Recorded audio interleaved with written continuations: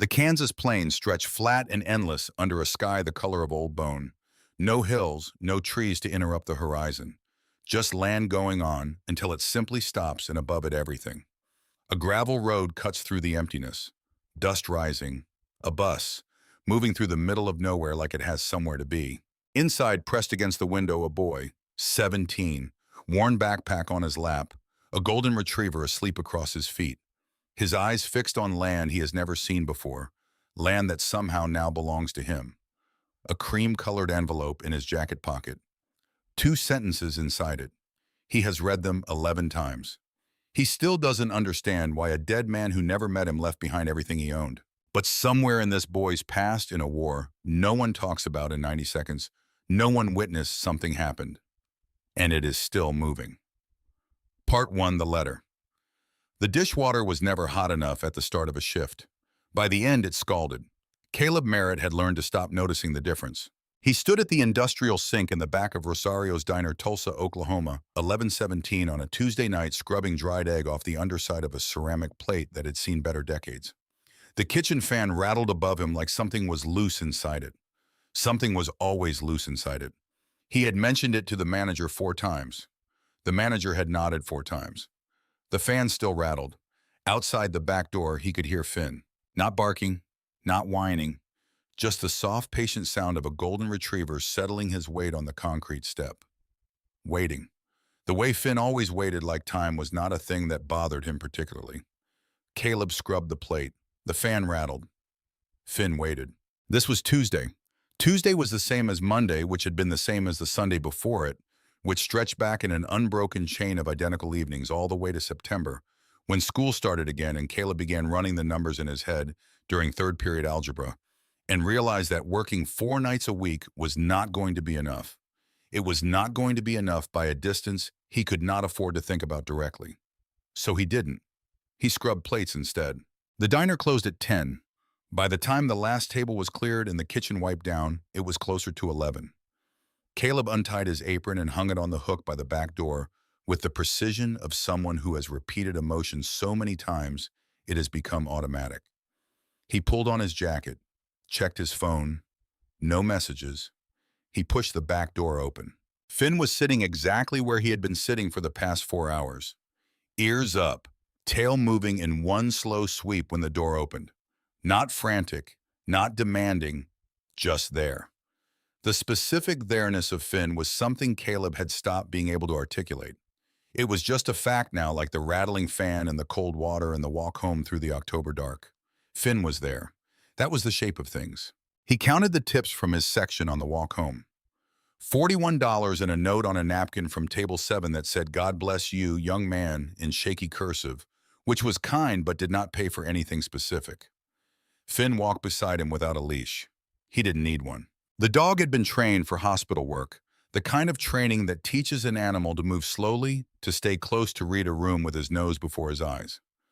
When Caleb's mother, Sandra, had been admitted to St. Francis for her 2nd round of chemotherapy, Finn had been part of the hospital's therapy program. He would come into the ward on Tuesday and Thursday afternoons, moving room to room, resting his big golden head on the edge of a bed when someone needed the weight of it. Sandra had needed the weight of it. Caleb had watched from the doorway one afternoon and seen his mother, who did not cry, had not cried once since the diagnosis, who approached her illness the way she approached every difficult thing, which was to lower her chin and push through it, rest her hand in Finn's fur, and close her eyes for 4 full seconds. 4 seconds of not fighting. He had decided then that if the hospital program ever ended, he was taking the dog. The program ended in June. Budget cuts. The coordinator had been apologetic and tired in the way people get when they have delivered the same bad news too many times. Caleb was not apologetic. He was at the front desk with a signed adoption form before she finished the sentence. Finn had walked out of St. Francis beside him like he had always known this was the plan. Maybe he had. The apartment was quiet when they got home. It was always quiet now. Sandra had been admitted full-time in August when the 2nd round of treatment began and the side effects became too unpredictable to manage alone. Caleb cooked for himself, which meant eggs and whatever was marked down at the grocery store. He did his homework at the kitchen table because the silence in his bedroom felt different from the silence in the kitchen. Denser, more specific. He fed Finn. He looked at the kitchen table. He went to bed without eating. The phone rang at 7:43 the next morning. Caleb was still half asleep, lying on top of his blanket in the way you do when you got home too late to bother getting under it. His room was small. There was a desk with textbooks stacked on it that he actually read, because being behind in school was one problem he could control, and the rest of his life had enough problems he couldn't. The number was St. Francis. His stomach dropped before he answered. "Mr. Merritt." The nurse had a careful voice, the kind of careful that medical people develop when they have to deliver information that is heavy, but not immediately catastrophic. A specific skill.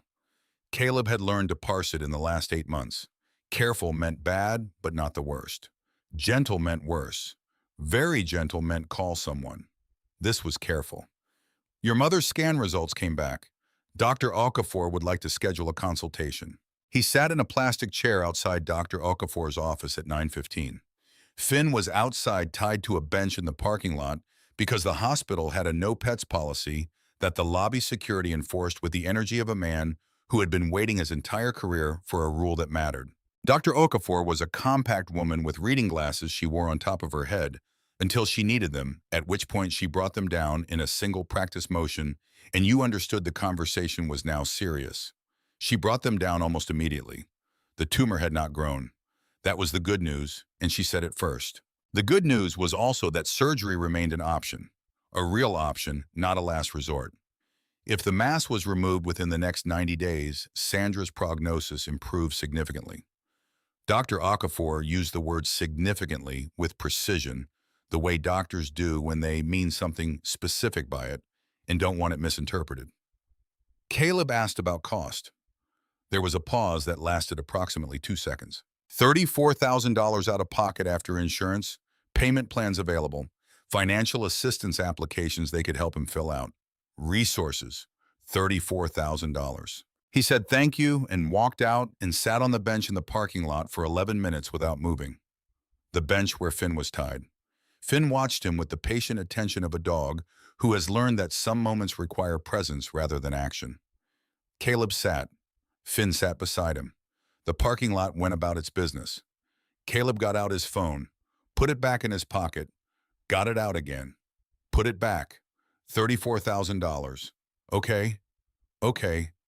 How? He didn't tell Sandra the number. He told her the surgery was possible. He told her the timeline. He told her Dr. Okafor thought it was the right call. Sandra Merritt was 42 years old and had been fighting her diagnosis for 8 months with the focused intensity of a woman who had been fighting various things her entire adult life and had simply added one more to the list. She had raised Caleb alone since he was 9.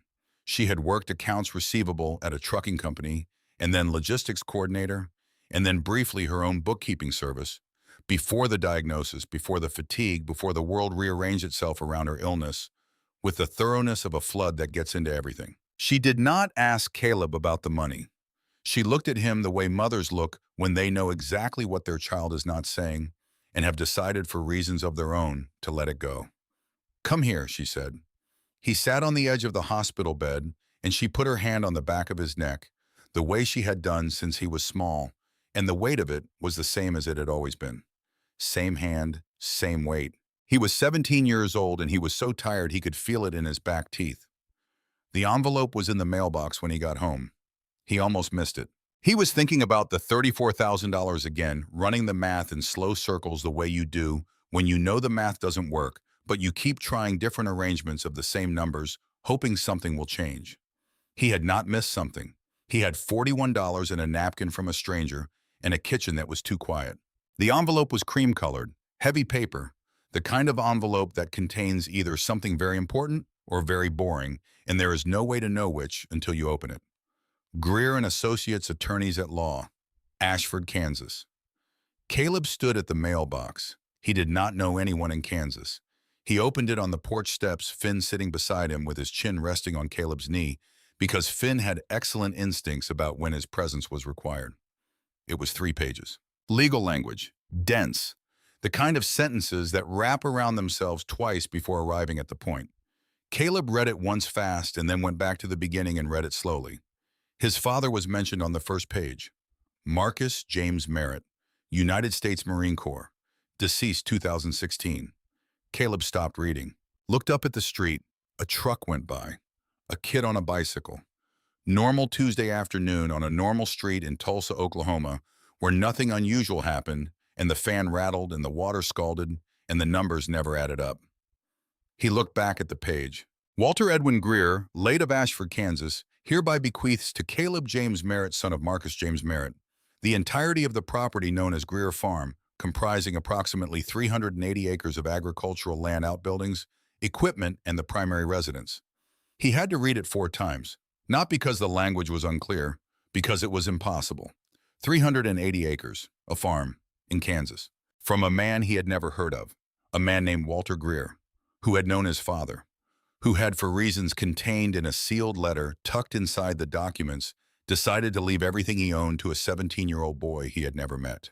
Conditions: Caleb must present himself to the property within 21 days of the date of this document. He must establish primary residence. He must remain for a minimum of 6 calendar months. If these conditions were not met, the estate would pass to the next legal heir.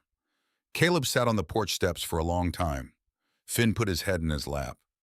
A farm in Kansas. What? The sealed letter was 1-page handwritten. The handwriting was angular and deliberate, the penmanship of a man who had learned to write when people were still taught to care about it. Not elegant, just precise. Every letter formed with intention. 2 sentences. Your father did not leave you much because he gave me the only thing that truly mattered, the chance to come home. This is what I owe him in return. Caleb read it 5 times. Then he sat in his father's old chair, the green one, with the armrest that had started to fray on the right side, the one his mother had offered to replace 3 times, and he had refused each time without exactly explaining why, and he held the letter in both hands and tried to think clearly. His father, Marcus Merritt, Marine, 2 tours, Iraq, died in 2016 from complications of a traumatic brain injury that had been accumulating quietly for years before anyone gave it a name or understood what it was doing inside his skull. Caleb had been 9 years old. He remembered his father as a series of images, the way you remember things from when you were small, not full scenes, but fragments. The smell of his work jacket, the specific way he laughed, which started silent before the sound caught up. His hands, which were large and careful and always seemed to know exactly what they were doing. He had never talked about Iraq, not once, not in any way that revealed anything real. He talked around it the way you drive around a flooded road. You acknowledge it exists, you note it's there, and then you find another route and keep moving. And now a man named Walter Greer was dead and had left everything he owned in Kansas to a boy from Tulsa, and the reason, according to 2 handwritten sentences, had something to do with Marcus Merritt coming home. What did you do, Dad? It was not a question with a clear answer, or maybe it was the most important question Caleb had ever asked. He told Sandra about it that evening. She read the documents carefully, the way she read everything carefully. The same methodical attention she applied to insurance forms and medication schedules and bills that arrived in envelopes designed to look less serious than they were. When she finished, she set them on the blanket across her lap and looked at Caleb. You're thinking about going. I'm thinking about the $34,000. Caleb. A farm is worth money, Mom. If I could sell it. You can't sell it, not for 6 months. Read the conditions again. He had read the conditions. He had read them 6 times. She was right, and he knew she was right, and that did not make the math work any better. Sandra was quiet for a moment. Who was Walter Greer? She said, more to herself than to him. I don't know. Your father never mentioned him. Dad never mentioned anyone from over there. She accepted this with the brief silence it deserved because it was simply true. The letter says Dad saved his life, Caleb said. Somehow, in Iraq, but it doesn't say how. Sandra looked at the handwritten page for a long time. Your father came home from his second tour different, she said finally. He didn't talk about it. I didn't push. That was a mistake on my part, probably. But he needed quiet, and I gave him quiet. She paused. He must have done something over there. Something this man thought was worth all of this. Caleb looked at the documents on her lap. 380 acres, a man's entire life, left to someone because of something Marcus Merritt did in the middle of a war. In a moment no one had ever mentioned in a story that had traveled quietly for years before arriving in a cream-colored envelope in a mailbox in Tulsa. I have to go, Caleb said. Sandra looked at him, not surprised, not trying to talk him out of it. I know, she said. He found the bus ticket online. Tulsa to Dodge City, then a connection north to Ashford. $47 one way. He bought it and did not buy a return ticket, which either meant he was committed or he was running out of money. Both. He packed the old green military backpack that had belonged to his father. It smelled faintly of canvas and something else, machine oil maybe, or just the specific smell of a thing that has been kept carefully for a long time by someone who understood the value of things that last. He packed 3 changes of clothes, his textbooks because he was not dropping out of school, his phone charger, the legal documents, and the handwritten letter. He put the letter in the front pocket, separate from everything else. He wasn't sure why. It just seemed like the kind of thing you kept close. Finn watched him pack from the doorway of his room, his large golden head tilting slightly left as each item went into the bag. You're coming, Caleb told him. Obviously. Finn's tail moved once. The bus left at 6:40 in the morning. Sandra was not well enough to come to the station.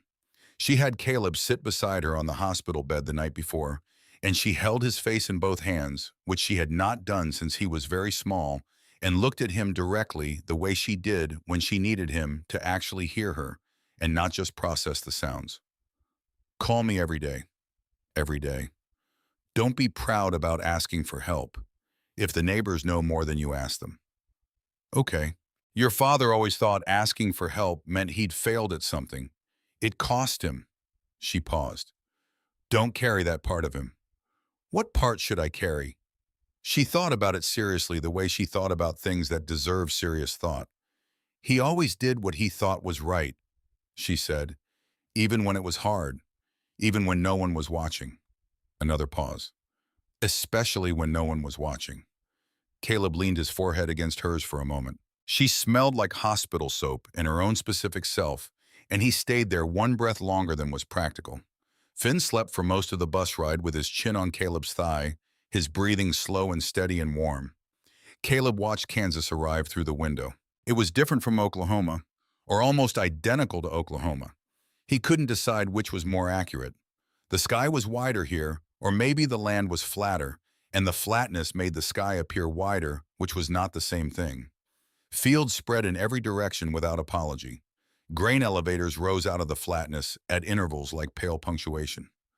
The light in late October was thin and gold and came at a low angle that made everything cast long shadows even at noon. He had the documents in his bag and the letter in his front pocket, and $41 left after the bus ticket, and he was going to a farm he had never seen to find out something about a man who had never told him. Okay, he thought, fine. What could go wrong? What could possibly— Don't finish that sentence, Caleb. Finn shifted in his sleep, pushing his nose deeper into Caleb's leg. The bus rolled on. The Ashford station was a single room with a ceiling fan, a vending machine that produced a sound when you pushed the buttons, but no actual food, and a woman behind a desk who gave him directions to Greer Farm without him having to ask, because apparently she recognized the address from the documents in his hand, and small towns have their own efficient systems for knowing things. He walked. It was 3 miles. Finn did not mind. Caleb's backpack straps dug into his shoulders, and the Kansas wind came straight across the open fields without anything to slow it, which was bracing in the particular way that things are bracing when you have no alternative to experiencing them. He smelled the farm before he saw it. Dry earth, old wood warming in the afternoon sun. Something underneath that was more complex, the specific combination of soil and machinery and seasons that means a place has been worked for a long time.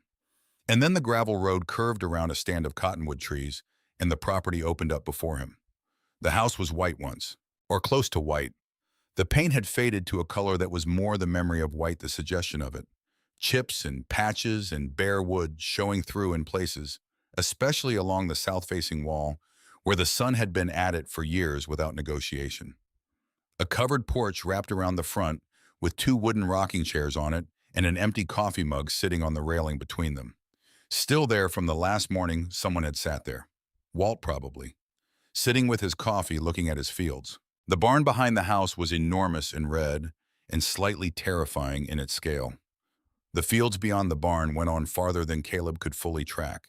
Some of them were clearly worked dark soil, straight furrows, something recently turned. Others were tall grass and weeds, in the particular look of land that has been left to make its own decisions for a season or two. There was a fence along the north edge, broken in two places he could see from the road. Machinery sat near the barn, a large tractor, a smaller one. Equipment he didn't have names for, and even from this distance, something about the stillness of it suggested these things had not moved in a while.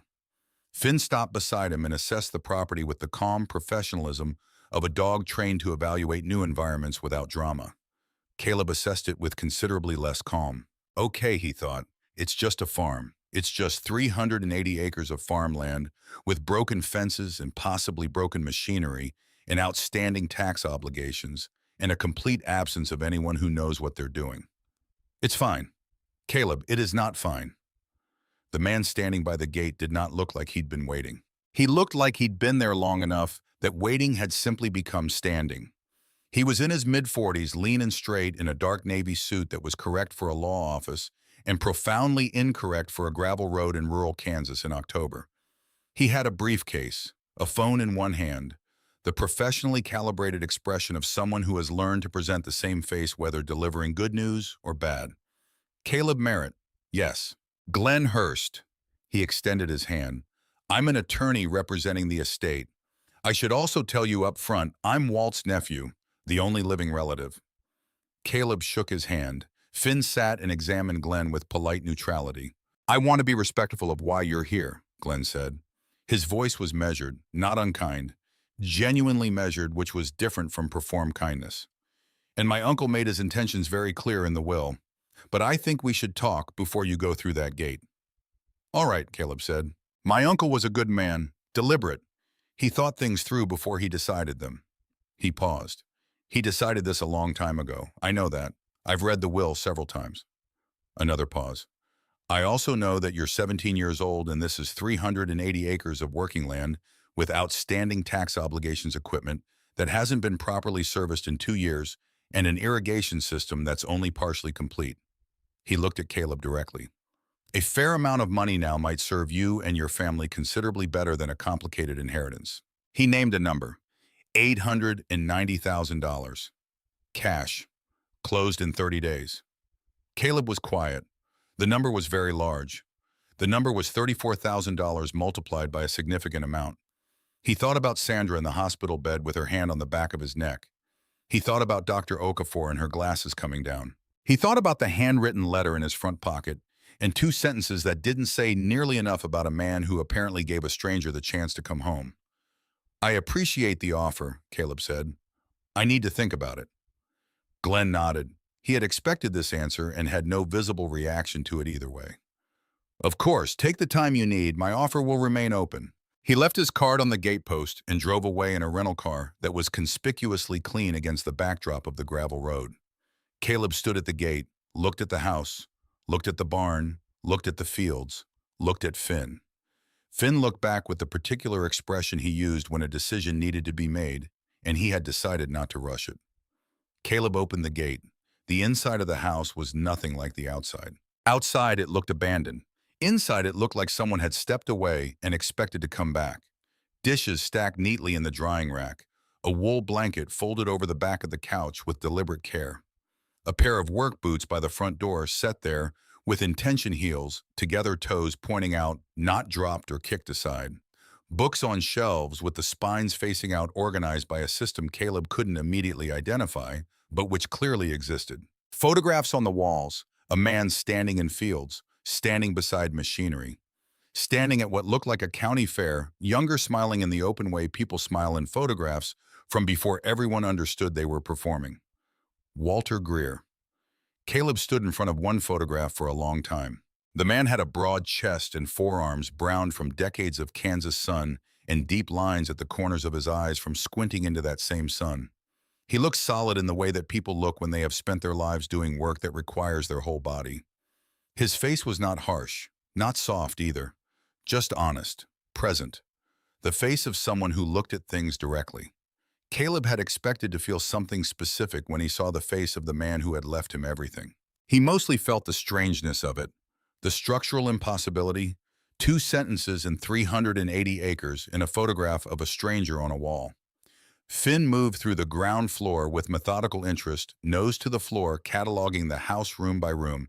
In the systematic way he cataloged everything new. Caleb went to the kitchen. He found the notebook in the bottom drawer of the kitchen desk. Not looking for it. He was looking for a can opener because he had canned soup in his bag and hadn't eaten since the gas station outside Dodge City. The drawer had a can opener and also a collection of rubber bands that had lost their elasticity, 2 screwdrivers, a flashlight, and a worn leather notebook pressed against the back. He pulled out the can opener. He looked at the notebook. He stood there for a moment. Then he pulled it out. The cover was dark brown soft from use. RG stamped into the leather in small letters near the bottom corner. Not WGRG. He opened it. The handwriting inside was different from the letter. Smaller. More careful. The letters rounded where Walt's had been angular. The pressure lighter. Ruth Greer. He recognized the name from the legal documents. Walter's wife deceased 3 years prior. He almost closed it. It was someone else's private thing, clearly. Someone's private record of private thoughts. And Ruth Greer had been dead for 3 years and had no opportunity to decide whether she wanted a stranger reading what she'd written. And then his eye caught the last page. It was not full of regular entries. Only a few lines. The handwriting shakier than the pages before it, the handwriting of someone whose hands were not fully cooperating anymore, but who had something that needed to be said regardless. He read it. Walt, find the soldier's son. Give the boy a real home. It's the right thing. It's the only right thing we have left to do. I love you. Don't argue with me when I'm gone. Caleb stood in the kitchen of Walt Greer's house and read those lines 3 times. 4. Not Walt, Ruth. A woman he had never heard of. A woman who had died in this house 3 years ago, probably in a room upstairs, probably with Walt beside her. A woman who had read about a soldier, his father, and decided from whatever she knew of that story that the soldier's son deserved something, and had told Walt not to argue about it when she was gone. Finn came into the kitchen and sat beside him. The late afternoon light came through the window over the sink and caught the dust in the air and made it look like something suspended, something waiting. She said, "Don't argue with me when I'm gone." Caleb almost smiled. He did not entirely know why. He folded down the corner of the last page carefully and closed the notebook and set it on the kitchen counter where he could see it. He opened his soup. The knock came at dusk. 3 knocks, deliberate, not loud. Finn stood, ears lifting, but did not make a sound, which with Finn meant not a threat, just a person arriving. Caleb opened the door. The woman on the porch was in her late 60s, solidly built with gray-white hair, cut practically short, and eyes the color of very old wood, dark and warm and patient, in a way that had clearly been earned rather than inherited. She wore jeans and heavy work boots and a flannel shirt the color of dried cedar, and held a pan covered with a dish towel.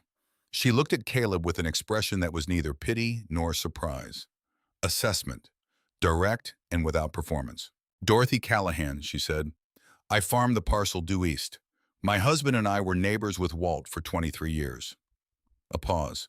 "Walt told me someone was coming." Caleb blinked. "He told you?" "He told me a number of things." She held out the pan. "Cornbread. It's better warm. I doubt you've organized anything for dinner." He hadn't. Finn appeared at Caleb's knee and looked at the woman with his full golden attention, the particular focus he brought to people he was in the process of evaluating. Dorothy looked down at him. Something moved across her face. Brief. A flicker of something that passed before Caleb could name it, something between recognition and an old private pain. "Walt said he trusted you," she said. Not to Finn, to Caleb, but still looking at the dog. "He didn't know me," Caleb said. "No." She looked up. "He knew your father." She said it simply, the way you say something that is just true and doesn't require decoration. "What did he know?" Caleb asked. She looked at him for a moment, long enough that he understood she was considering how much to say. "Enough," she said finally. "Eat something. The morning comes early out here." She put the pan in his hands and turned and walked back across the porch and down the steps and across the darkening yard toward the fence line between the 2 properties. She moved without hurrying. Someone who had covered this ground so many times that the distance was simply a fact, not an inconvenience. Finn watched her go. Caleb stood in the doorway holding warm cornbread, and felt the strangeness of the day settle around him like something with actual weight. The Kansas sky overhead was enormous in the way it gets when the dark comes, and there's nothing between you and all of it. Stars he hadn't seen in Tulsa, too many rooftops, too many lights competing. Out here, nothing competed with anything. Walt knew your father. Enough. He went inside. That night he read more of Ruth's notebook. Not all of it. He stopped at the entries near the end when the handwriting started to change. She was sick. By then you could tell the way the letters lost their evenness. Some days better than others, some entries clearly written when her hands were steadier than the last. One entry dated about 5 weeks before the final page. W came in tonight looking like he'd been carrying something for a long time and had finally decided to put it on the table. I asked him what. He said he'd heard back from the records office. Found the name. Marcus Merritt, Sergeant USMC. Honorable discharge. Died 2016. Left a wife and a son in Tulsa, Oklahoma. W sat at the kitchen table for a long time after that. I didn't say anything. I waited. That's the thing about 40 years together, you learn when to wait. He finally said, "What do we do with this?" I said, "You know what we do." He said, "It feels like an enormous thing to give to a stranger." I said, "You came home." His family didn't get that. Yes, it's an enormous thing. That's the point. Caleb closed the notebook. Finn was asleep beside him on the couch, one paw draped across Caleb's knee. The dog's breathing was slow and even and very present. His father. Walt had searched for his father's name, had gone through military records, had found the information, had sat at this table, this specific kitchen, these walls, this particular quiet, and asked, "What do we do with this?" And Ruth had said, "You know what we do." Caleb looked at the ceiling for a long time. He thought about the green backpack by the door with its smell of canvas and old machine oil. He thought about Marcus Merritt, who had never once mentioned Iraq in any way that revealed anything real, who had laughed with a silence before the sound, whose hands had been large and careful, who had apparently done something in a war that he never spoke about. In a moment no one witnessed and no one recorded except in the private gratitude of a man who spent the next 15 years trying to figure out how to repay it. That single moment had traveled forward in time through Walt's memory and Ruth's clarity, and a legal document and a cream-colored envelope and a $47 bus ticket all the way to this couch this night. This boy who was sleeping in a dead man's house in Kansas and still didn't fully understand why. Who were you, Caleb thought? Not with sadness, not with anger, just with the genuine and pressing desire to know. Who were you really, and why did you think I didn't need to know it too? Finn's ear twitched in his sleep. Outside, the Kansas wind moved through the October fields in long, slow waves. In the front pocket of his father's backpack, the letter with 2 sentences waited. Your father did not leave you much. This is what I owe him in return. Caleb reached over and turned off the lamp. In the dark in the house that now belonged to him because of something his father did in a war that nobody talked about, Caleb Merritt made a decision that was less a decision than a recognition of something already decided. He was going to find out. He was going to stay. He was going to figure out what his father had given away and what that meant and what it was worth. He was going to earn it, whatever that cost, whatever it required, however long it took. Part 2. What roots cost. The first morning on the farm started at 5:43. Not because Caleb set an alarm, because something outside made a sound like a large metal object striking a smaller metal object, which then struck the ground and rolled. He was upright before he was fully awake. 8 months of being the only adult in a household had rewired certain responses. Finn was already at the door. Outside in the gray pre-dawn, one of the irrigation pipe sections had come loose from its coupling overnight and was sitting at an angle in the mud like something that had given up on standing. It had taken 3 smaller connectors with it when it fell. Those connectors were somewhere in the field, in the dark, in the wet. Caleb stood in the yard in his socks, looked at the pipe. The pipe communicated a general attitude of indifference. Okay, he thought. Okay. Fine, how hard can irrigation be? It turned out very hard. It turns out irrigation involves physics and pressure and a set of specific mechanical relationships that do not announce themselves to people who have never thought about them before. Walt's technical journals were upstairs in the study.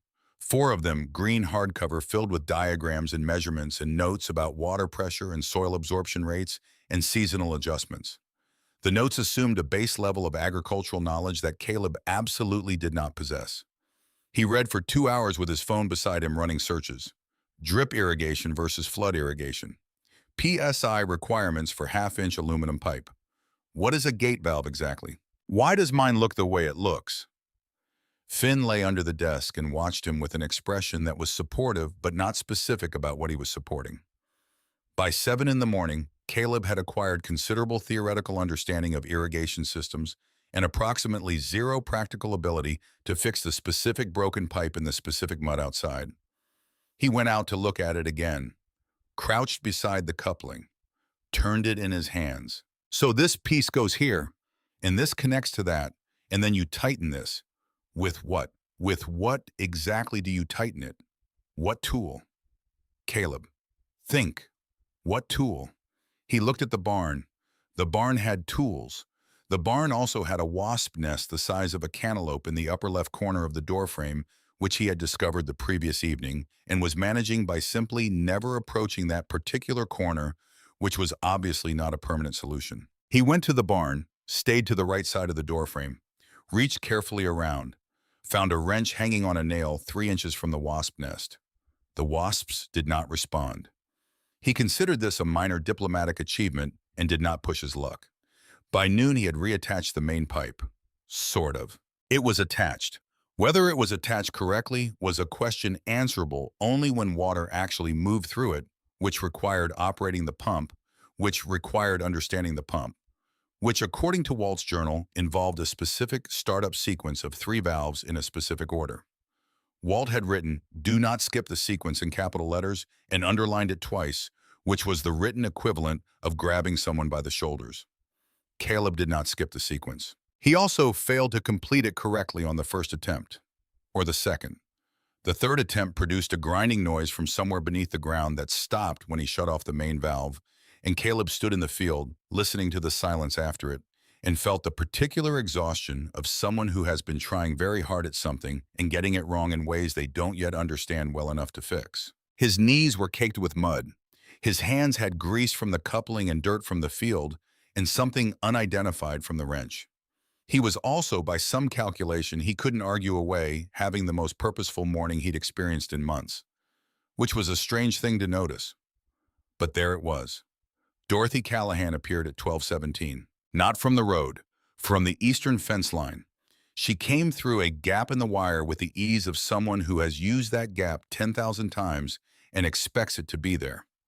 She crossed toward him at an unhurried pace, carrying 2 sandwiches wrapped in wax paper. She stopped when she reached him, looked at the pipe, looked at the pump housing, looked at him, said nothing. He said nothing. She looked at the pipe again for about 4 seconds. Then she walked to the pump housing, found an access panel on the side that Caleb had not noticed, opened it, and examined the interior. "You did the startup sequence." "Tried to. Valve 2 before valve 1. The journal said." The journal was written for Walt. Walt knew to go 1 before 2 because he'd done it for 10 years. She said it without heat, just as information. Valve 1, then 2, then 3, then main. She closed the panel, handed him a sandwich. He ate standing in the mud. Ham and sharp cheddar on bread that was clearly homemade, thick and slightly dense, in the way homemade bread is when someone makes it to actually eat rather than to display. He had the instinct not to thank her effusively. It felt like the wrong register for this person. "Thank you," he said. She nodded, looked at the pipe. "That coupling's on backward." "I know," he said. "I was going to fix it after lunch." He had not known that, but he was going to fix it after lunch regardless, which seemed like it should count for something. She almost smiled. The corner of her mouth moved in that direction and then reconsidered.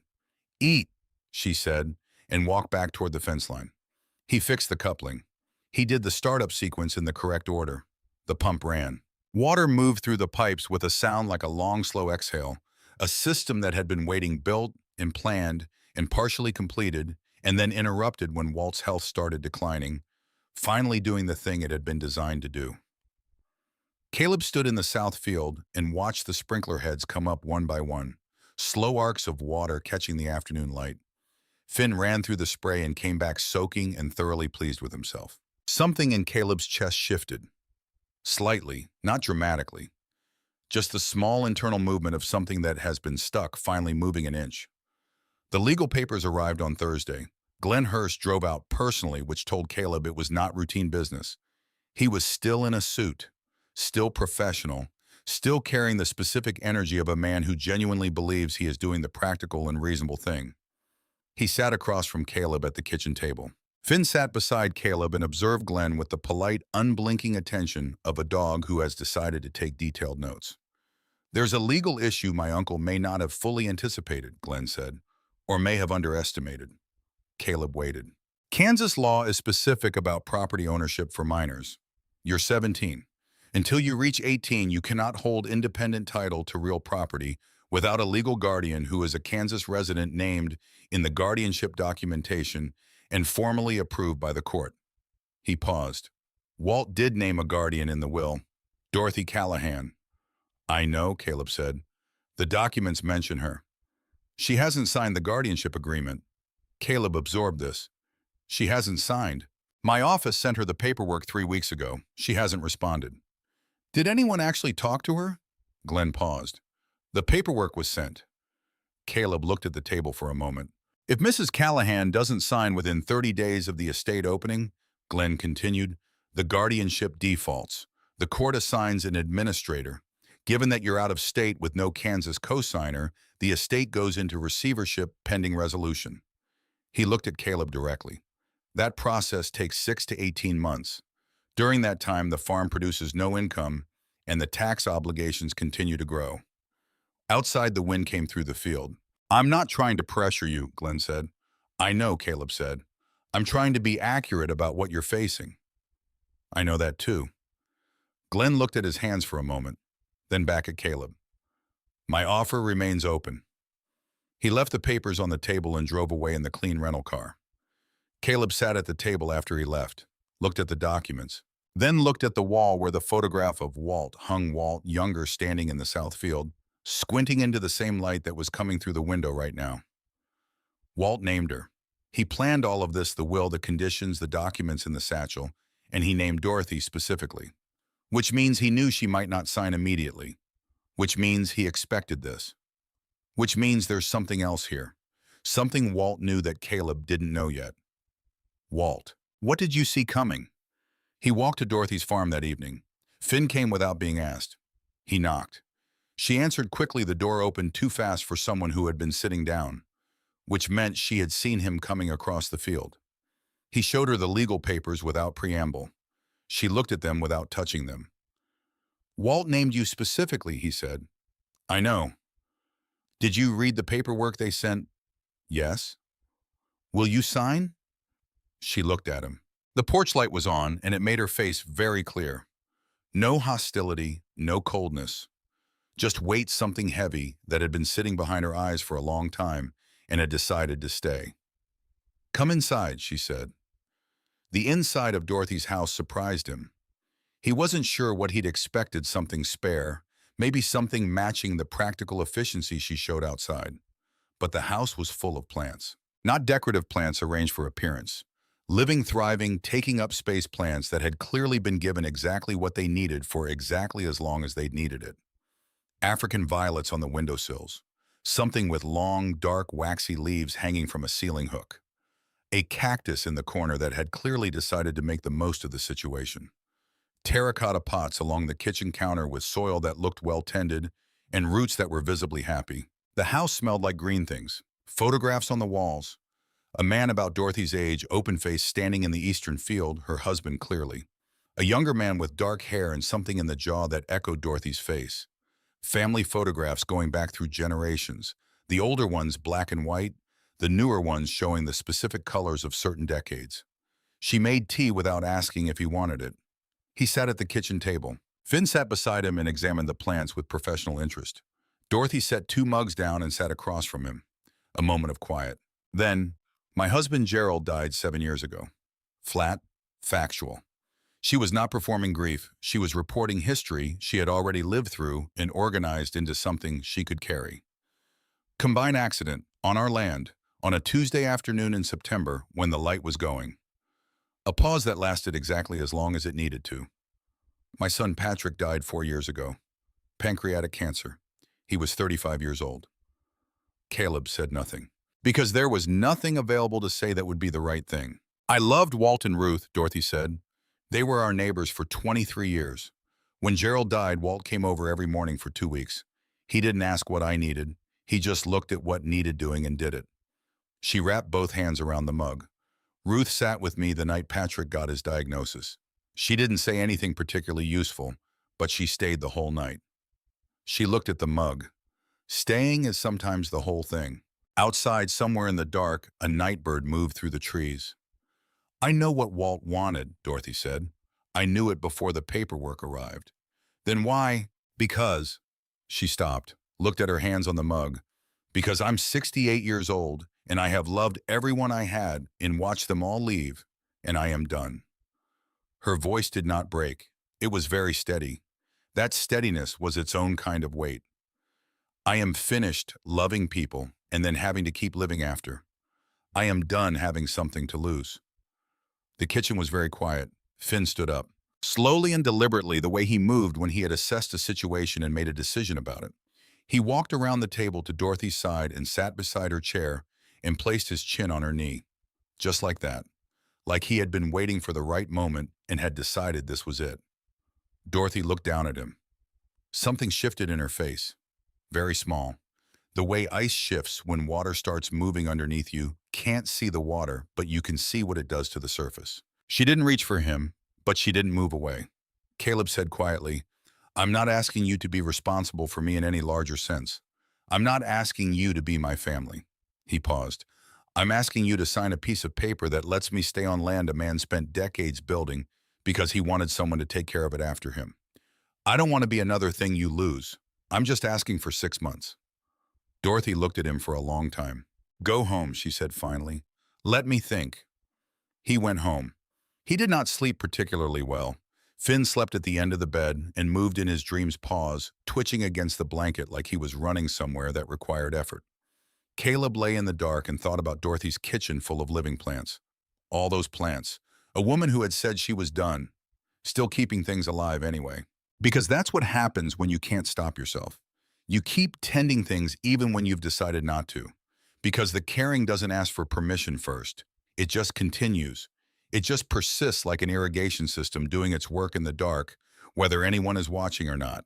Like a farm full of plans a man didn't live to finish.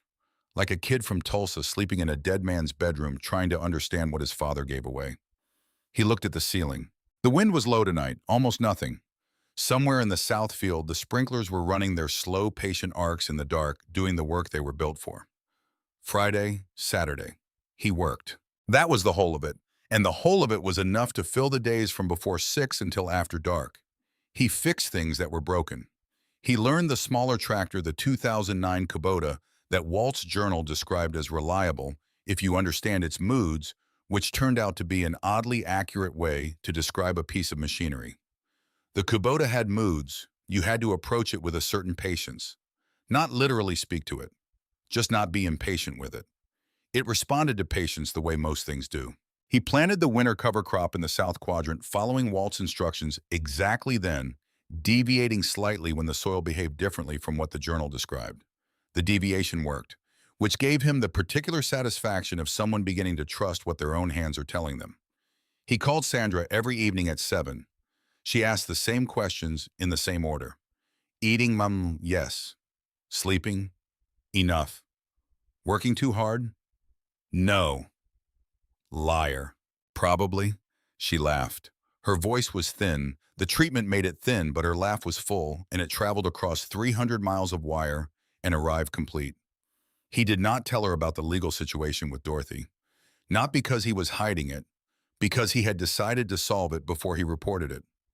Worrying Sandra about unsolved problems was not something he was going to do when she had her own very serious problem to deal with.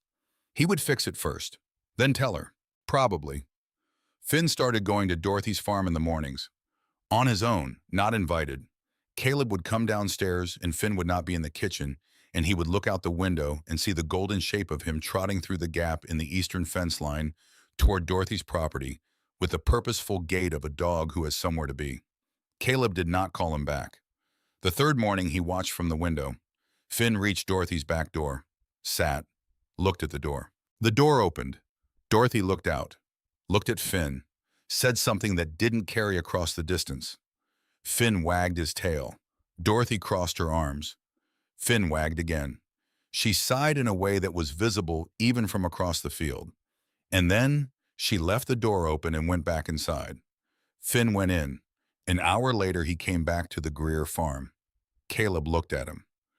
Well, Finn looked back with the expression of a dog who has decided not to explain his methods. The fourth morning, the same. The fifth.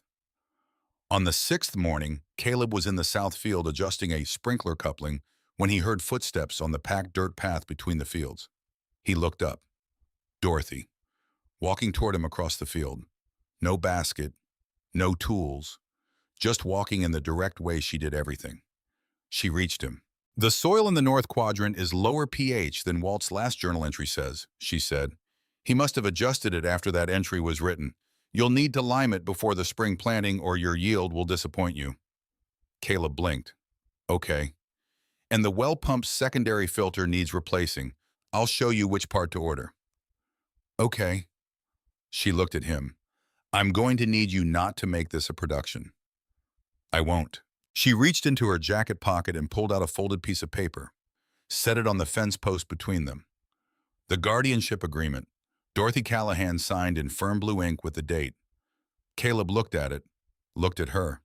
She was already looking toward the North Quadrant with the professional focus of a woman thinking about soil chemistry. Get the lime ordered before the ground freezes, she said. You have 10 days at most. She turned and walked back toward her fence line without waiting for a response. Caleb picked up the signed paper. Finn materialized from wherever he'd been, the gap in the eastern fence probably, and sat beside him and looked at the paper. You did that, Caleb told him. Finn wagged once, modest but not particularly. That night, Caleb called Sandra. Eating was yes. Dorothy. She signed. A brief silence. Good, Sandra said, Mom, I told you she would. How did you know? Sandra was quiet for a moment. Because she kept her garden alive, she said. After everything she lost, she kept things growing. A pause. People who do that can't fully stop caring. They just need time to remember that they haven't. He sat with that after he hung up. Outside, the last amber light was leaving the Kansas sky in long horizontal bands. The signed paper was on the kitchen table. 3 weeks to the hearing. And then the phone rang at 10:47. St. Francis Medical Center. He answered before the second ring. The nurse's voice. Careful. The specific register of careful he had learned to read like a language. Sandra had developed a fever. Post-treatment infection. She was stable. She was responding to antibiotics. But she had been moved to the ICU as a precaution, and they were monitoring closely. He stood in the dark kitchen of Walter Greer's farm with the phone in his hand. Finn was beside him before he fully processed it, pressing against his leg with the steady warmth of something that will not be moved. He pressed his palm flat on the kitchen table. His father's old backpack was by the door. He could pack it in 3 minutes. He could be on a bus to Tulsa before dawn. But the hearing. But Glenn's petition. But Dorothy's signature and the guardianship and Walt's plan that had been built with such deliberate care across so many years. But he stood very still. On the wall, Walt squinted into the Kansas sun from his photograph. Standing in the south field, the same field where the cover crop was now doing its slow, patient work in the dark, because Caleb had followed the journal and trusted the deviation when the soil required it. He picked up his phone. He called Sandra. She answered on the second ring. Tired, but there. I heard, he said. I'm fine, she said. Mom, Caleb. Her voice was quiet, but each word was clear. Your father never walked away from something in the middle of it. It wasn't in him. A small breath. Tomorrow, do what you went there to do. I'll be here when it's done. He closed his eyes. I'll be on the first bus after, he said. I know, she said. Go to sleep. He put the phone down, looked at the kitchen, at the 2 small plants he'd added to the windowsill in the past few weeks, practical, not decorative, but there. At Ruth's notebook on the counter, at Walt on the wall, at Finn already curled at the foot of the stairs, already committed to tomorrow. Caleb turned off the light. He went upstairs. He did not sleep well, but he slept. Finn found the box on Sunday afternoon. This needs to be said, Finn found things. It was a pattern, not a coincidence. He had found a nest of field mice under the barn floor, which Caleb had relocated with more guilt than the situation strictly required. He had found a fence post driven into the ground at a dangerous angle that would have caught the tractor. He had found a leather glove buried in the west field that Walt's journals made no mention of, and which remained unexplained. But Sunday's discovery was different. Finn had been working the floor of the old storage shed on the western edge of the property, a small separate building half full of seed bags and old chemical containers, and the accumulated equipment of many decades. He kept returning to one corner to a section of floorboard near the base of the wall, scratching at it, sitting back, looking at Caleb, scratching again. Caleb crouched, pressed his palms to the boards. One of them moved, not rotted, deliberately unsealed. He found the edge, lifted it. Below, in a space about 12 inches deep, was a tin box with a clasp sealed around the edges with candle wax. He lifted it out, held it in both hands. Finn sat back with the expression of a dog who has completed the relevant part of his work. "Walt, you hid something, under the floor, in the shed. What is in this box?" He brought it to the kitchen table, got a knife to break the wax seal, stopped, put the knife down, sat for a moment with it. Then opened the box, Caleb. He opened the box. Inside, a guardianship agreement already signed by Walt, waiting for one more signature. A property survey, recent, dated within the past 2 years. A geological assessment report, 40 pages technical language with an executive summary at the front, because people who write technical reports always put the most important thing in the summary. The summary describes significant natural gas deposits beneath approximately 200 acres of the western portion of Greer Farm. The assessment had been commissioned by a company called Hearst Land Partners, LLC. Caleb read that name twice. Hearst Land Partners, Glenn Hearst. He sat very still. The next document was a letter on Hearst Land Partners letterhead dated 14 months ago, addressed to Walter Greer. The language was careful and professional and went on for several pages, but the substance was direct. Hearst Land Partners wanted to purchase the western portion of the property in conjunction with an energy extraction contract. The offer was substantial. The letter noted that if Walt chose not to sell, the company would support a compulsory acquisition petition to the state, which would allow extraction rights to be obtained through eminent domain proceedings. The final paragraph noted the letter was being sent as a professional courtesy given the family relationship. Glenn Hearst, Principal. The document beneath it was Walt's response. Handwritten, 1 page. Glenn, I received your letter and I understand your position clearly. My position is this: the land is not for sale and will not be for sale. Not to you, not to your company, not to any arrangement that would put equipment in the ground to take what's underneath it and leave the surface looking like something gave up. Do not contact me about this again. I have made my arrangements. Walt. He had known. He had known about the gas deposits. He had known about Glenn's company and Glenn's petition and Glenn's plan. He had known Glenn would come back after he was gone. And he had put these documents in a tin box and sealed it with candle wax and hidden it under the floorboards of the storage shed for whoever came after him, for Caleb to find, so that Caleb would know. Finn put his chin on the edge of the table. Caleb looked at the documents spread out in front of him. Walt planned all of this. Every piece. Every contingency. Glenn isn't just a nephew who thinks he knows better than a dead man. Glenn has a company. Glenn has surveyed this land. Glenn has been trying to get these gas rights since before Walt died, and he knows exactly what's under the western fields, and he knows what it's worth. And Walt saw it coming and built a structure to stop it. And the structure needs Dorothy's signature to work. Which means Dorothy is the piece Glenn didn't count on. Or the piece he was counting on not signing. Because he sent the paperwork and waited 3 weeks and she hadn't responded. He sat back, looked at the ceiling, thought about Walt sitting at this kitchen table receiving Glenn's letter, writing his response with steady hands and a steady pen. Do not contact me about this again. Then going upstairs to the study and beginning to build the structure that would hold after he was gone. Working through every detail, every contingency, including a 17-year-old boy from Tulsa, including a golden retriever who finds things under floors. Walt. Who were you? He went to Dorothy's farm the next morning. Finn came. She was in the kitchen garden when he arrived, kneeling in the soil, pulling the last of the season's root vegetables before the frost got them. She heard him coming and didn't look up immediately. Finished what she was doing. Set the vegetables in a basket, then stood and looked at him. He held up the tin box. She looked at it. Where did that come from? Under the floorboards in the west shed. He paused. Finn found it. She looked at Finn for a moment, then at the box. What's inside Mushu's guardianship agreement with Walt's signature? Geological surveys, letters between Walt and Glenn. He let that sit a moment. Glenn has a company, Hearst Land Partners. There's natural gas under the western fields. He's been trying to buy the extraction rights since before Walt died.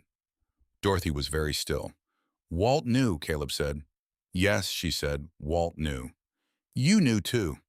It was not a question, and she didn't treat it as one. Walt told me last year when he understood he wasn't going to recover, she said. She set the basket down on the fence post. He told me what Glenn wanted, what he'd decided to do about it.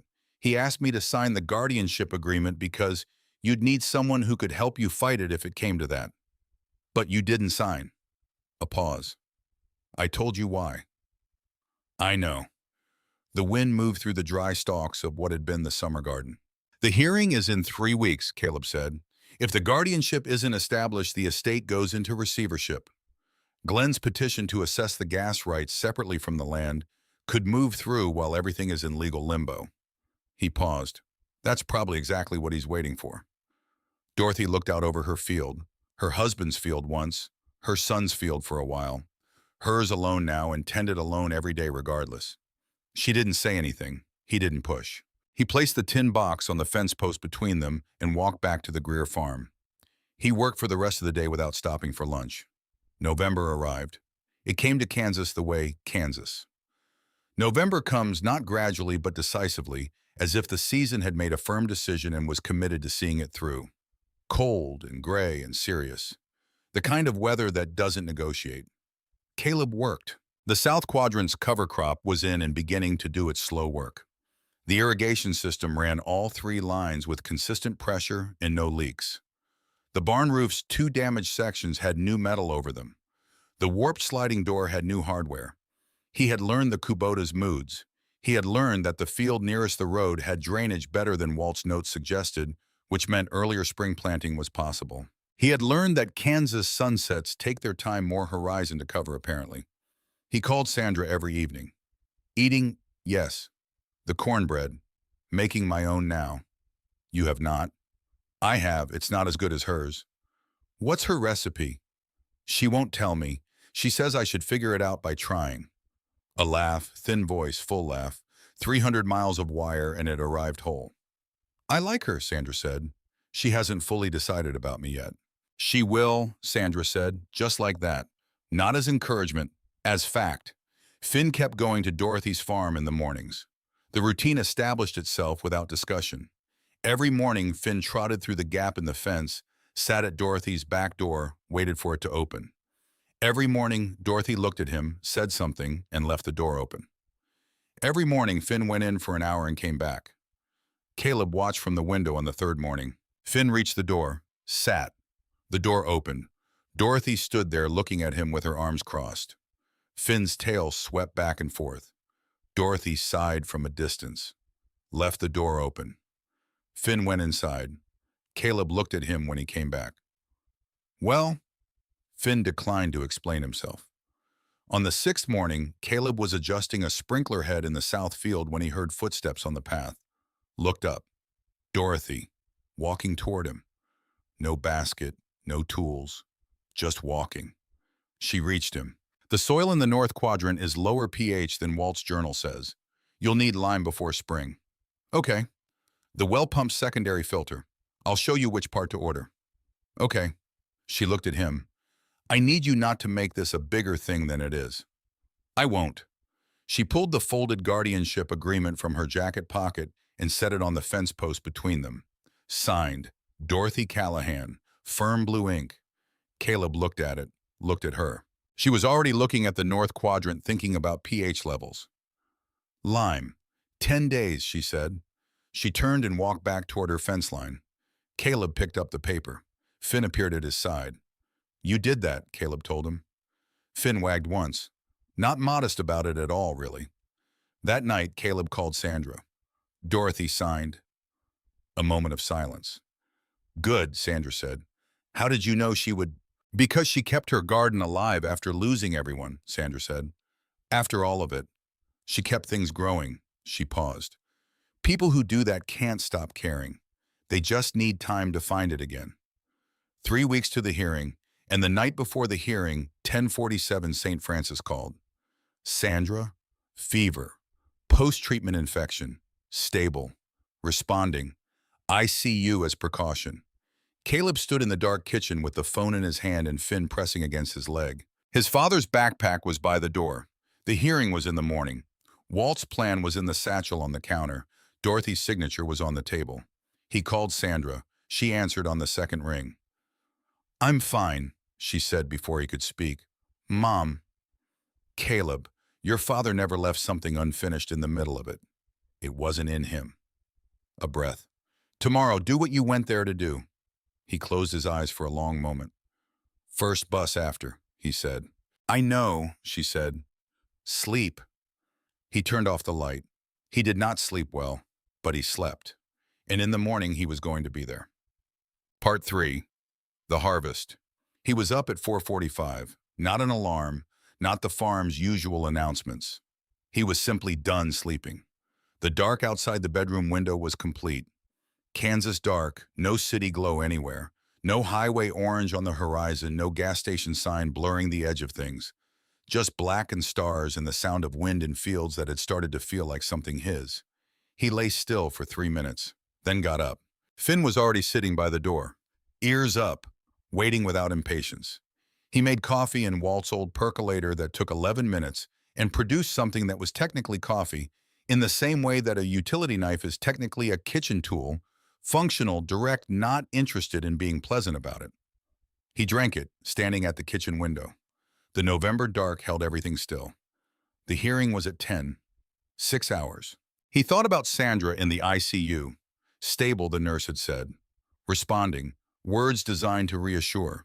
They did mostly, except at 4:45 in the morning in a dark kitchen when the coffee was bad and the thing you were about to do was the most consequential thing you'd done in 17 years of living, and you were doing it without anyone who had known you for more than 3 weeks.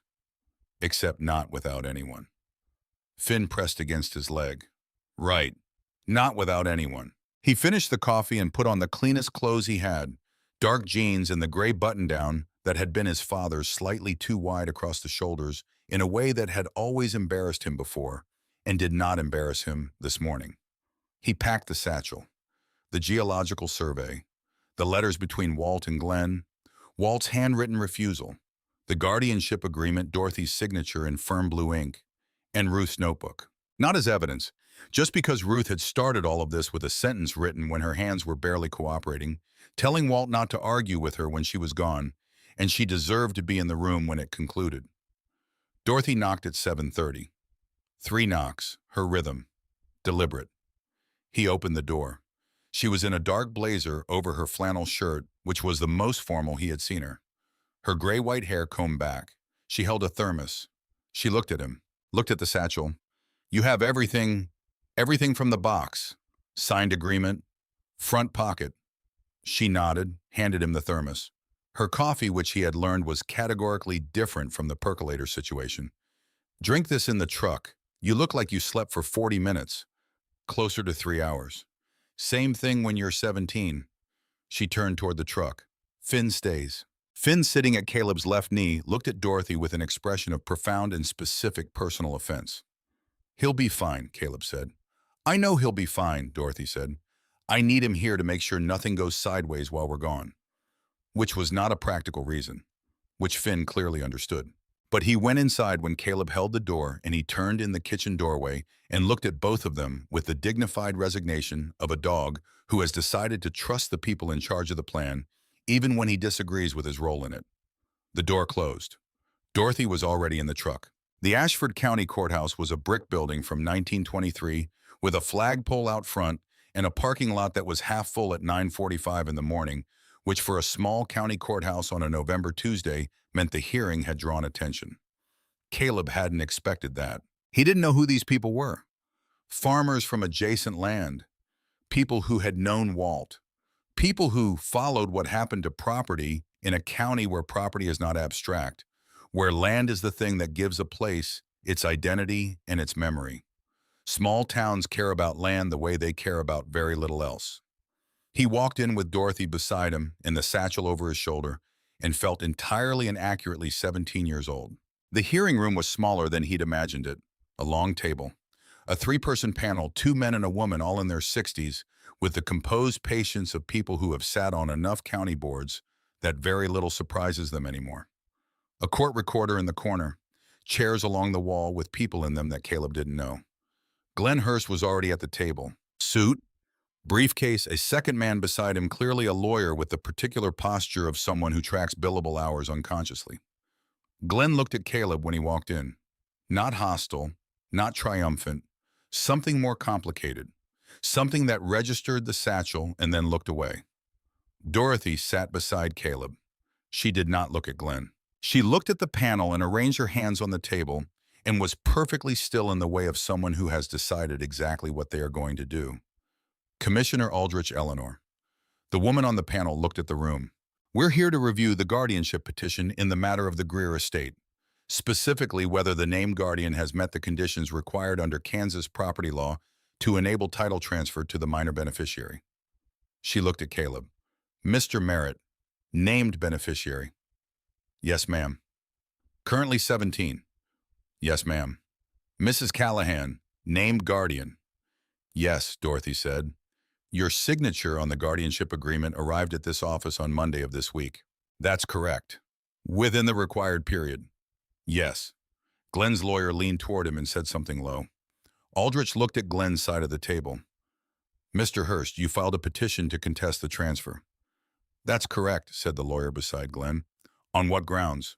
Our position is that the named guardian did not establish adequate relationship with the minor prior to the guardianship filing, that the circumstances of the bequest are unusual, and that the estate may not be able to meet its legal obligations without external investment. A pause. We'd asked the court to consider whether expert testimony on the estate's financial situation would be appropriate, which was a careful way of saying there is gas under that land and someone should be permitted to extract it. Caleb reached into the satchel. He laid the documents on the table in order. The geological assessment, the letter from Hearst Land Partners, Walt's handwritten response. He set them out flat without theatrics. No speech, no preamble, just the documents arranged so the panel could read them clearly. These were found on the property, he said, in a sealed container.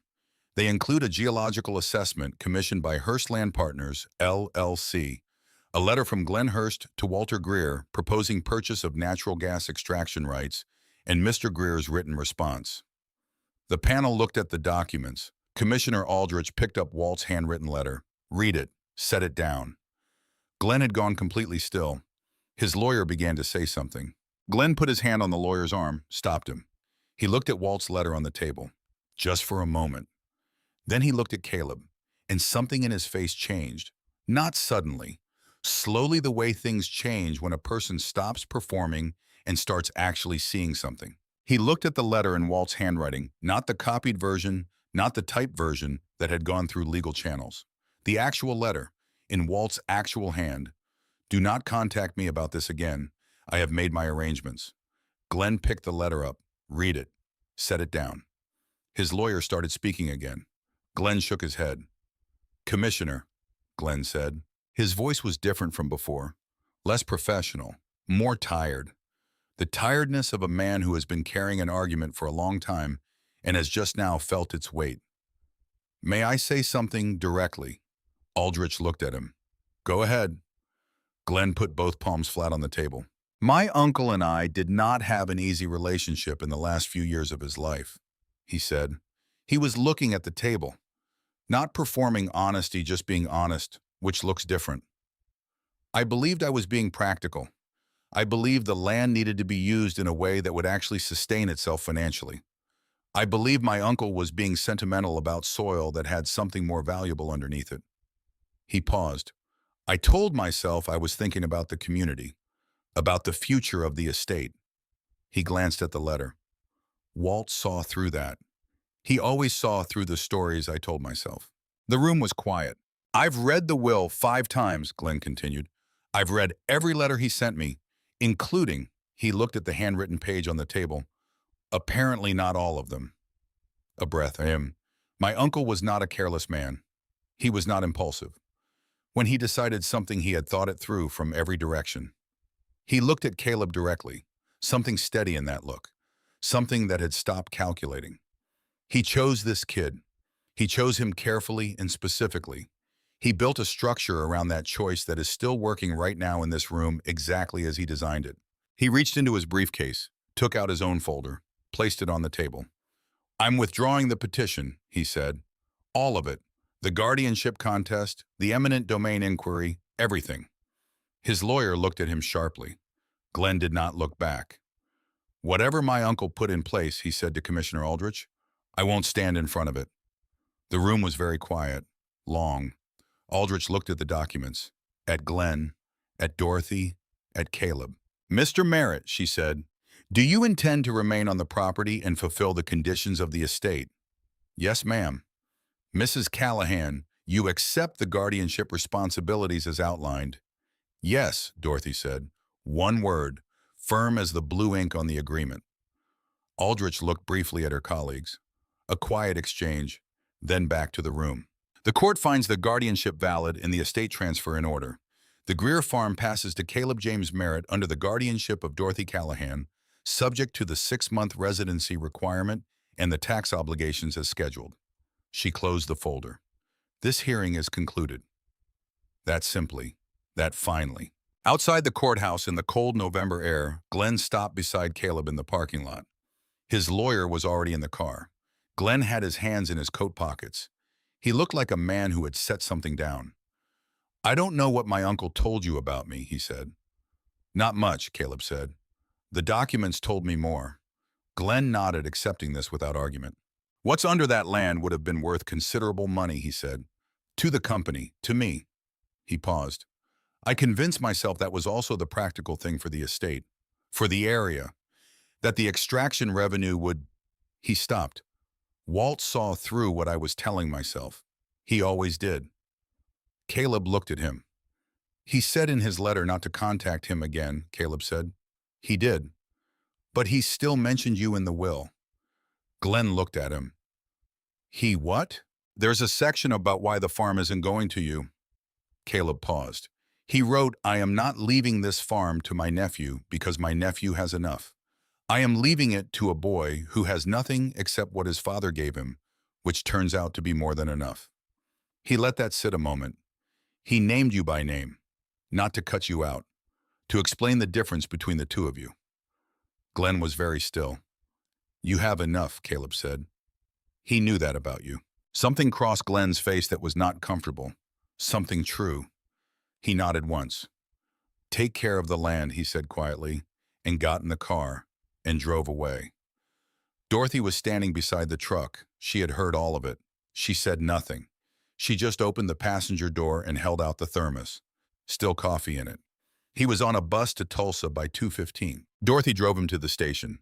Finn rode in the truck bed with his nose into the wind, fulfilling what was clearly his sense of his own purpose. At the station, Dorothy pressed a paper bag into his hands. Cornbread, a container of soup, and at the bottom a folded note in her handwriting. The lime needs to go in the north quadrant before the 15th. 2 applications. I'll do the first while you're gone. You do the second when you get back. Come back. He looked up. She was already walking to the truck. He almost called after her. She raised one hand without turning around. The gesture of someone who has said exactly what she meant and does not require acknowledgement of it. Sandra was in room 419, not the ICU. They'd moved her that morning, the infection-responding fever dropping numbers going in the right direction. The nurse at the desk gave him the room number with an actual smile, not the careful kind. He walked fast, not quite running, knocked twice, pushed the door open. Sandra was sitting up, pale, thin, and IV in her left arm. Her hair was shorter than when he'd left. The treatment had taken more of it, and she'd cut what remained close and even, which was exactly the practical thing she would do. She looked at him. He looked at her. "You're not on the bus," she said. "I got off the bus. I'm here." The hearing. It went well. Dorothy signed. Glenn withdrew. The farm is mine. He sat in the chair beside the bed. "It's done." Sandra closed her eyes for a moment. Just a moment. Then opened them and looked at him with the expression she used when she was feeling something large and had decided for her own reasons to keep it contained at the practical level. "Tell me everything," she said. So he did. He stayed 3 days. He slept in the chair beside her bed the first night, which the nurses permitted, with the professional flexibility of people who have learned when rules should give way to something more important. Sandra told him to go to the waiting room and sleep properly. He stayed in the chair. She did not argue about it twice. In the mornings, he brought her coffee from the good cart on the second floor. In the afternoons, he sat beside her and read while she rested, both of them in the same space, in the way that people who have lived together long enough are simply comfortable in proximity without needing to fill it.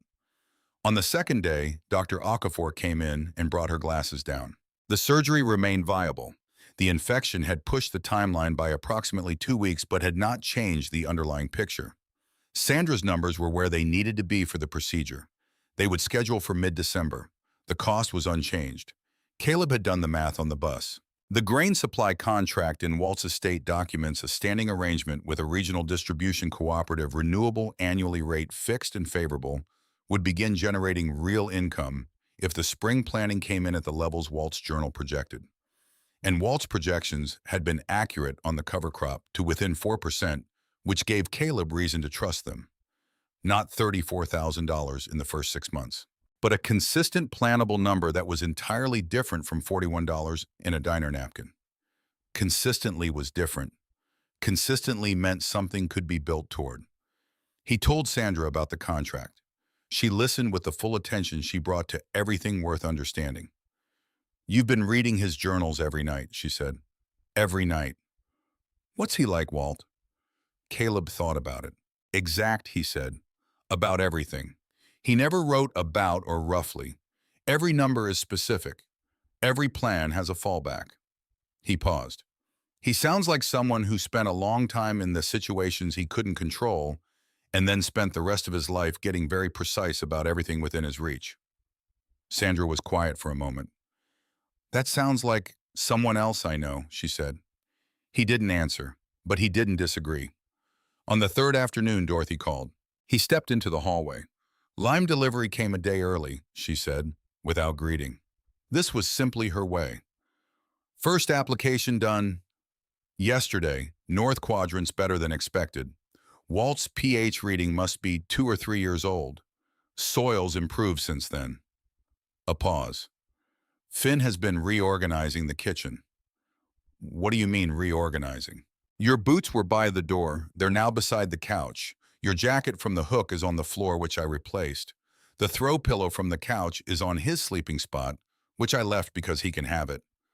Caleb leaned against the hospital corridor wall. "Thank you, Dorothy." "For what?" "All of it." A pause. "Come back before the 15th, she said. "The second Lyme application needs someone who's seen the North Quadrant after the first one." "I'll be there by the 12th. She hung up without further comment. He stood in the hallway for a moment. A woman about his mother's age walked by with a visitor badge and glanced at him because he was standing in a hospital corridor, smiling at his phone for no apparent reason. He went back into room 419. Sandra looked at him. "Dorothy, Finn stole the throw pillow."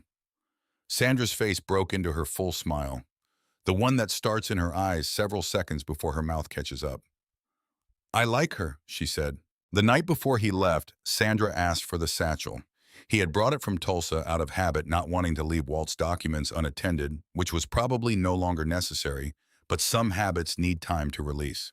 She went through the papers slowly, not the legal ones. She set the geological survey aside after a glance. She read Glenn's letter carefully. She read Walt's handwritten refusal twice. Then she found the envelope at the bottom of the satchel. He had placed it there himself that morning. He hadn't mentioned it.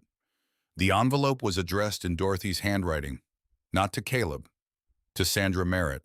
For Sandra Merritt, from Walt Greer. He asked me to hold this until it was over. Sandra looked at Caleb. He shook his head. I haven't opened it. It's for you. Her hands were steadier than he'd expected when she opened it. 3 pages, Walt's angular, deliberate script. She read slowly. He looked at the window, at the parking lot below, at the particular quality of hospital light at night, fluorescent and shadowless and permanent. Sandra was quiet for a long time. Then he describes it, she said. Her voice had shifted lower, slower. The day in Iraq. He writes it all out. Caleb looked at her. There was a supply convoy, she said. Walt was attached to an agricultural assessment team working on irrigation infrastructure. He was surveying systems for a reconstruction project in the area. The convoy was hit at a checkpoint outside Mosul. 3 vehicles. 2 took fire. She paused. Walt was in the second vehicle. It took a hit. He was thrown. He couldn't get his bearings. Couldn't get to cover on his own. She looked up from the letter. Your father was in the security detail 50 meters ahead. He came back. He didn't have to. His position was already clear. He came back anyway. She looked at the letter. Walt says your father covered him until the firing stopped, then pulled him to safety. Walt says it took about 90 seconds. She paused. He says it felt considerably longer than that, Caleb breathed. Your father never asked Walt's name, Sandra continued. He was already moving before Walt could say anything. Walt grabbed his arm and said thank you. Your father said... She stopped, looked at the letter again carefully, as if she needed to have the exact words. He said I have a family at home. So do you probably. Go home to them. The room was very quiet. And the convoy moved, Sandra said, and Walt went home. She set the letter in her lap, and Marcus came home eventually too. She looked at Caleb, and he never said a word about it. No, Caleb said, because to him it probably wasn't extraordinary. I think so. Sandra was quiet. She looked at the letter in her lap for a moment. That was your father, she said. Not with sadness, not dramatically. With the quiet recognition of someone who knew the person being described and is hearing something true about them. He would have thought it was simply what you do when someone needs it. Walt thought it was extraordinary. They were both right, Sandra said. Walt was right about what Marcus did, and Marcus was right that it was just what you do. She held the letter in both hands for a moment. The remarkable thing about your father was that remarkable things didn't register as remarkable to him. He just did them and moved on. Caleb looked at his hands. He was carrying it wrong, though, he said. Quiet, not angry, just accurate. Whatever he saw over there, he was carrying it alone. Yes, Sandra said. He was. That was his mistake. She reached over and put her hand on his. When something is worth carrying, carry it the right way. Not alone, not in silence, the right way. He left the next morning before she woke. He stood in the doorway of room 419 for a moment. She slept on her back, completely still in the way she had always slept. She had said once that sleep was the one thing that couldn't be taken from her, so she wasn't going to let worry take it either. Even in the worst months, she slept. He had always found this both admirable and slightly unreachable, that capacity to put things down completely for 8 hours. He looked at her for a moment, then he left. The bus back was longer, or he was more tired, or Kansas was wider in this direction. He read Walt's journals on the ride, not the technical sections, the personal ones. The entries Walt wrote in margins and on blank pages when he was thinking about something that wasn't crop yield or equipment maintenance. One entry written 2 years before Walt died on a December page. Ruth always said November was honest and December was kind. I think what she meant was the way the year ends, everything stripped down, nothing pretending to be more than it is. When the leaves go, you can see the actual shape of things. What's actually there is good land. What's actually there is worth keeping. Caleb read it twice, looked out the window at the Kansas highway, unspooling ahead. What's actually there is good land. What's actually there is worth keeping. Dorothy's truck was in the driveway when he arrived. She was in the north quadrant, walking the edge of where she'd laid the first lime application, making notes in a small notebook. She looked up when she heard the car. He paid the driver, picked up his bag. She waited until the car left. Then north quadrant looks better already. You said on the phone. Saying it again. She looked at the field. Second application goes in Thursday if you want to do it yourself. I'll do it Thursday. She nodded, went back to her notebook. He picked up his bag and started toward the house. Caleb. He stopped. She was still looking at her notebook, writing something. Walt chose well, she said. Simple, clear, the way Dorothy said things that she had decided were simply true. He turned toward the house. Finn was at the window. He could see the golden shape of him, front paws on the sill, face pressed toward the glass tail, moving in slow sweeps. The throw pillow, visible from outside, was back on the couch where it was supposed to be, which meant Finn had moved it back before they arrived, which was either coincidence or a dog with a precise sense of timing. Caleb chose to believe the latter. The harvest came in April. Not winter wheat, that was June, but the early cover crop turned in March and left the soil better than Walt's projections. And Caleb planted the first commercial yield ahead of schedule because the North Quadrant's pH had evened out after the lime applications, and the South drainage was performing better than any entry in the journal. Dorothy said, "Don't get proud about it." He said, "I'm not proud." She said, "You're standing in the field looking at it like it owes you a debt." He said, "I'm looking at it because I planted it and it grew." She almost smiled, closer than usual. By late April, 3 neighboring farmers appeared on a Saturday morning without being asked. Trucks in the driveway. Equipment. The general attitude of people for whom showing up is its own explanation. One had worked land adjacent to Greer Farm for 30 years.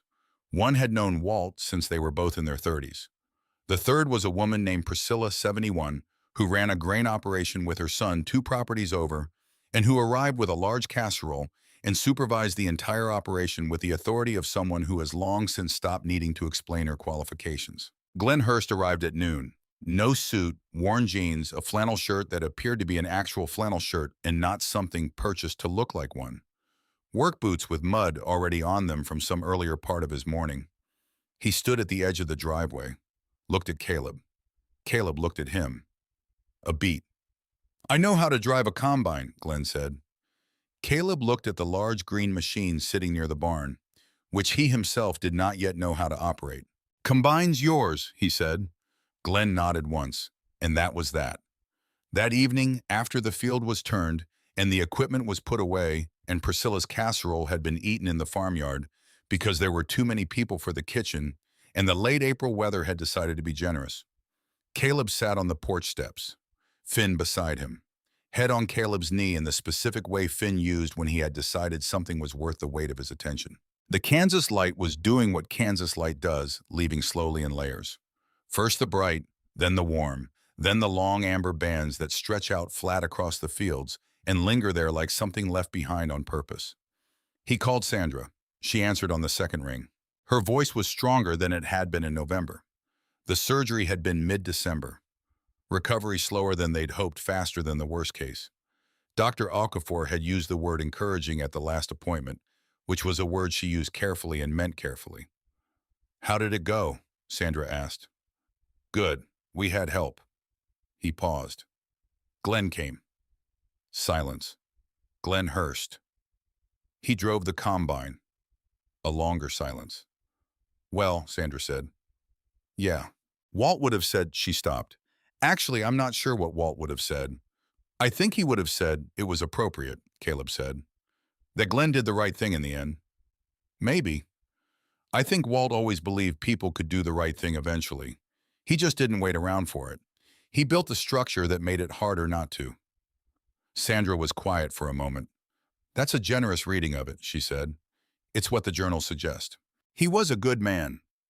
"He was a very deliberate one," Caleb said, "which might be the same thing over enough years." Sandra laughed, that full laugh, still thin in places but fuller than November, traveling across the distance and arriving whole. "Mom, I want to read you something." He had the satchel beside him. He'd known he'd want it tonight. He took out Walt's letter, the 3 pages Dorothy had kept for Sandra, that Sandra had pressed into his hands when he left the hospital. "Keep these with you for a while." He found the section. "I want his son to know this, not because Marcus Merritt needs the recognition. Men like him generally don't want it and would refuse it if offered. But because a boy should understand what kind of man his father was. Not the part his father kept quiet, the part that was so fundamental to who he was that it never occurred to him to mention it. He came back for me because it was the right thing to do. That was the whole of it. No calculation before the decision. No hesitation in the action. He looked at the situation and he knew what right looked like, and he moved toward it. That kind of person is rarer than we claim when we talk about admiring them. And he left a son, and I want that son to know what he came from. Caleb stopped reading. The amber was almost gone now. The fields were dark and still and full of things growing below the surface that no one could see yet, but that were there doing their slow and necessary work. Sandra was quiet on the phone. Not empty quiet, full quiet.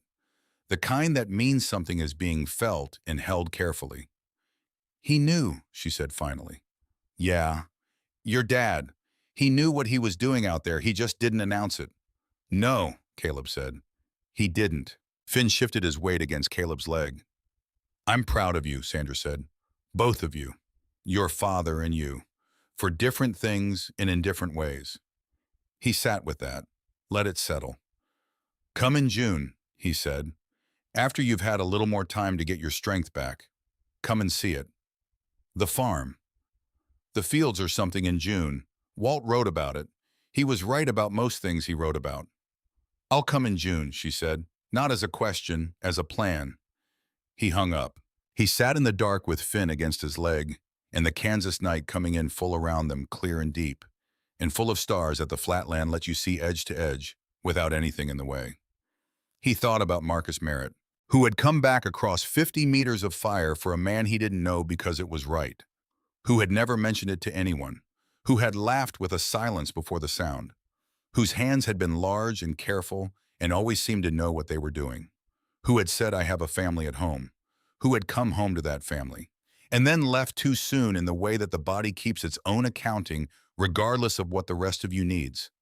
But not before something was built. Not before some stubborn, specific thing was placed in Caleb, the thing that had put him on a bus to Kansas with $41 and a satchel and a golden retriever and no plan.